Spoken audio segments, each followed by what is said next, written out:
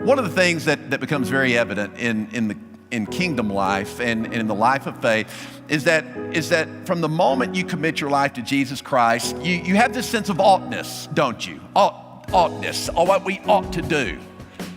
When I committed my life to Christ, I just had this sense that there's some things that I ought to be about. Yes, the Lord takes us where we are, but as we grow in the Spirit, as the Spirit is doing His work in us, we have this sense of responsibility, don't we? Things we have to do, this sense of oughtness. The Bible says that as men, we ought always to pray in Luke's Gospel, chapter 18 and verse 1. There's an oughtness about prayer. We ought always to pray. There's an oughtness about ministry.